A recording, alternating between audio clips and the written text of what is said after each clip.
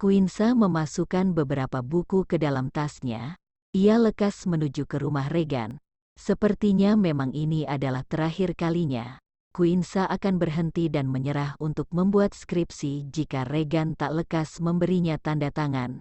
Dia naik ojek menuju ke sana.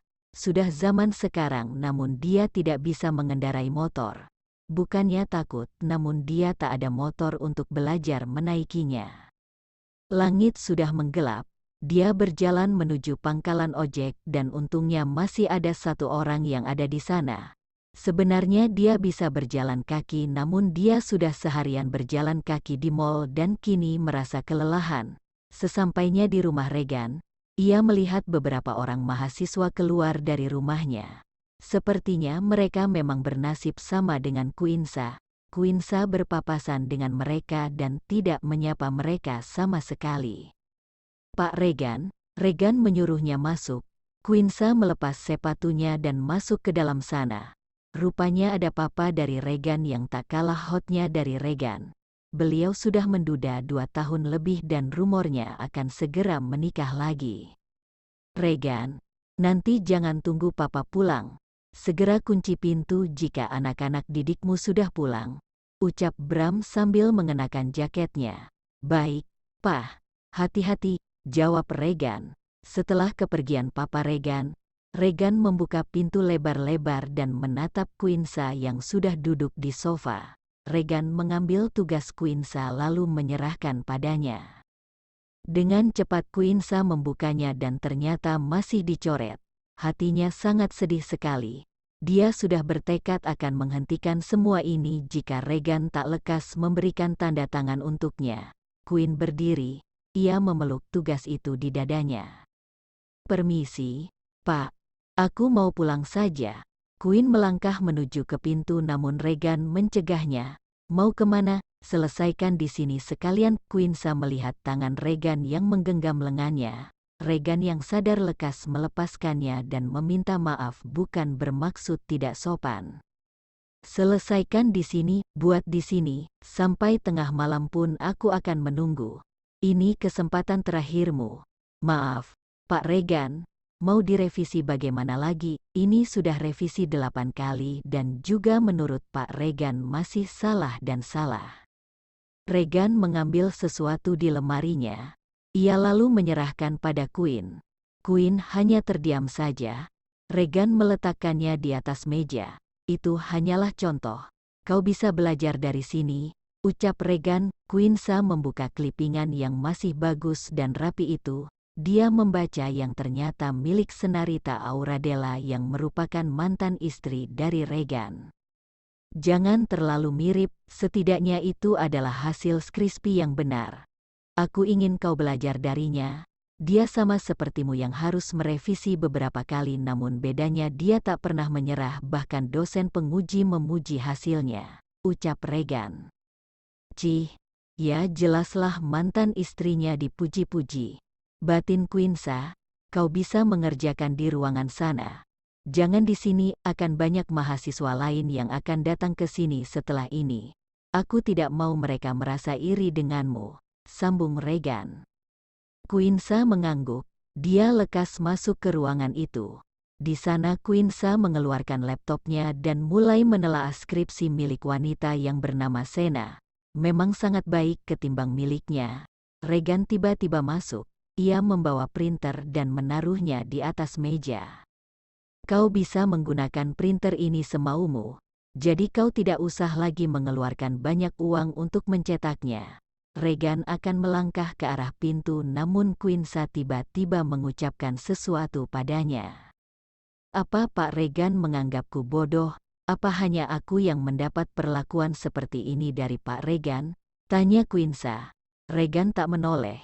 Ia masih menghadap pintu. Aku tidak pernah menganggap anak didikku bodoh. Quinsa menatapnya dengan heran. Ia merasa aneh diperlakukan seperti ini oleh Regan. Quinn mengingat sebuah foto yang dia ambil di mall tadi. Stephanie yang hamil tanpa seorang laki-laki di sampingnya. Stephanie, dia sedang hamil. Apa itu anak Pak Regan? Tanya Quinsa dengan berani. Regan menoleh.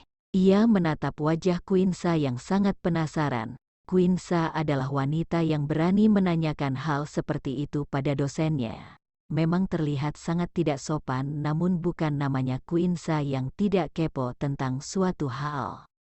"Apa aku terlihat seperti itu?" tanya Regan dengan tatapan mata yang tajam. Quinsa menggelengkan kepalanya. Entah mengapa dia menjadi takut, dia menunduk dan tidak lupa meminta maaf. Bisa mampus jika dirinya tidak bisa mendapat tanda tangan dari Regan. "Apa yang kau pikirkan itu tidaklah benar. Sekarang fokuslah pada revisimu." "Baik, Pak Regan." Saat bersamaan terdengar rombongan anak-anak yang memanggil nama Regan. Dia lekas keluar dan menyambut mereka dengan hangat. Rupanya itu adalah anak-anak tetangga yang ingin belajar dengan Regan khususnya untuk pelajaran bahasa Inggris dan matematika. Regan tidak meminta upah. Dia senang bisa mengajari anak-anak SD tersebut tanpa dibayar walau terkadang orang tua mereka memberikan makanan untuk Regan. Quinsa mengintip. Ia melihat dosen killernya tersenyum sambil mengajari mereka. Apakah dia mempunyai dua kepribadian? Regan menoleh karena dia merasa ada yang mengintip. Quinsa sangat terkejut sekali. Dia tersenyum sambil menggaruk-garuk kepalanya. "Hehehe, Pak Regan, apa aku boleh minta air putih? Ambil di dapur dan lekas selesaikan tugasmu sebelum aku berubah pikiran." Quinsa mengangguk. Dia menuju ke dapur. Ini pertama kalinya dia menjelajah rumah milik Regan. Namun rasanya tetap aneh. Dia pernah membaca berita jika dosen di universitas lain melakukan tindak pidana pada mahasiswinya yaitu pelecehan. Pikiran Quinsa jadi kemana-mana. Dia tak ingin mendapat nasib yang sama. Dia mondar-mandir di dapur sambil berpikir jernih. Queen, di berita mengatakan para mahasiswi itu mendapat pelecehan dari dosennya karena ingin meminta tanda tangan dari oknum dosen itu. Apakah Pak Regan akan sama seperti dosen mesum itu? Kenapa aku baru sadar sekarang? Aku harus keluar dari sini sebelum anak-anak SD itu juga pulang. Batin Quinsa, saat Regan tiba-tiba ada di belakangnya. "Kenapa?" tanya Regan. "Pak Regan gak akan meminta aneh-aneh kan? Pak Regan tahu kasus yang booming sekarang antara dosen dan mahasiswinya, pelecehan." Ucap Quinsa terbata-bata sambil mundur perlahan. Regan tentu saja merasa tersinggung dengan ucapan Quinsa. "Sedari tadi kau berpikiran negatif tentang saya. Jika tidak mau mendapat keringanan dari saya, silahkan pergi dan pulang sekarang juga." Quinsa sangat terkejut sekali. Ia menggelengkan kepalanya dan meminta maaf yang sebesar-besarnya. "Bukan begitu maksudnya, namun sebagai perempuan dia harus melindungi dirinya, kan? Jika kau merasa saya lecehkan, silahkan lapor pada pihak kampus namun dengan bukti yang akurat. Jika kau tidak ada bukti, maka kau akan bernasib seperti Stefani.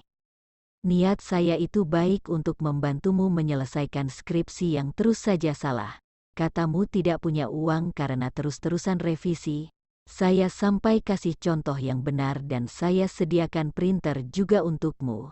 Saya tidak melakukan ini pada mahasiswa lain karena jika saya membantu seseorang melihat latar belakangnya terlebih dahulu, saya tahu keluargamu sedang masa sulit. Kau juga sudah kuliah 4 tahun dan tidak ingin itu sia-sia, kan? Jika kau keberatan dengan bantuan saya silahkan pulang. Ucap Regan dengan nada yang datar.